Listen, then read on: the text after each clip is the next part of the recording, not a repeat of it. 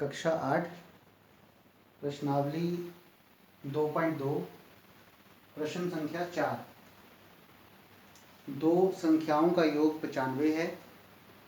यदि एक संख्या दूसरी से 15 अधिक है तो दोनों संख्याएं ज्ञात कीजिए। दो संख्याओं की बात की गई है और ये भी बताया गया है एक संख्या दूसरी से 15 अधिक है, 15 फालतू है। माना दूसरी संख्या x, ये मान लिया गया है दूसरी संख्या x है, अतः पहली संख्या x जमा 15। क्यों? क्योंकि उसमें लिखा गया है एक संख्या दूसरी से 15 अधिक है। अगर हमने दूसरी संख्या को x मान लिया है तो पहली संख्या को 15 अधिक होना चाहिए, इसलिए दूसरी संख्या में x में 15 अधिक कर दिए गए हैं, x जमा 15। प्रश्नानुसार, प्रश्न के अनुसार, प्रश्न में लिखा गया है, प्रश्न में दिया गया है संख्याओं का योग 95 है।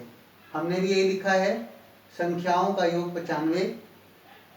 संख्याएं जो हैं वो हैं हमारे पास x जमा 15 पहली संख्या और x दूसरी संख्या, पहली संख्या जमा दूसरी संख्या। संख्याओं का योग मतलब पहली संख्या और दूसरी संख्या का योग 95।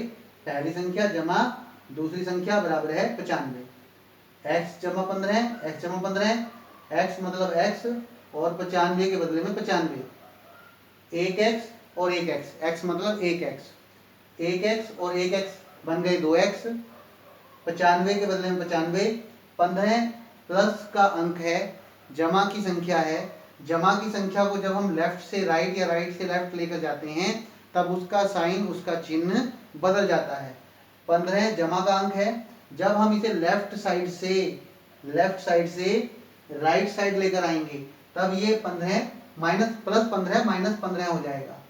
2x के बदले में 2x बराबर 95 जमा का अंक है और 15 माइनस का अंक है। एक अंक जमा का है और दूसरा अंक माइनस का है। जब एक संख्या जमा की और दूसरी माइनस की होती है तो पहला स्टेप क्या है? बड़ी संख्या में से छोटी संख्या को घटाना। 95 में से 15 को घटाएंगे तो हमें प्राप्त होता है 80, और बड़ी संख्या में से छोटी संख्या को घटाने के बाद जो परिणाम आता है उससे पहले किसका चिन्ह लगाते हैं? बड़ी संख्या का। बड़ी संख्या 95 जमा का अंक है, जमा की संख्या है, इसलिए 80 भी जमा का ही अंक होगा। x बराबर है 80। x, y, z, a, b, c इनके साथ जो अंक होता है उसे जब लेफ्ट से राइट या राइट से लेफ्ट लेके जाते हैं तब उसका क्रम, जब हम गुणा करते हैं तब गुणा में उसका जो क्रम है वो उल्टा हो जाता है, जिसे हम बोलते हैं व्युत्क्रम क्रम करना, उल्टा क्रम कर देना। 2 को जब हमने 2 के क्रम को बदला तो ये बन गया 1/2, इसका व्युत्क्रम क्रम कर दिया, 1/2 बना दिया। 2 एकम 2, 2 चौके 8, 0 के लिए 0।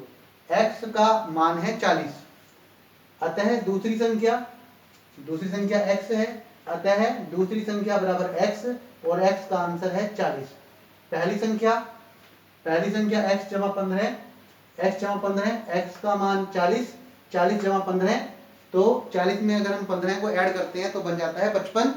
इस तरह से पहली संख्या का जो मान है वो 55 है और दूसरी संख्या की जो वैल्यू है, दूसरी संख्या का जो मान है वो 40 है। अगर आप इन दोनों संख्याओं को जोड़ भी दें तो आप जांच करके देख सकते हैं इनका योग 95 ही आता है। अगर आप 40 और 55 को, दूसरी संख्या और पहली संख्या को अगर आप जमा करते हैं, जोड़ते हैं तो 40 जमा 55 95 होता है।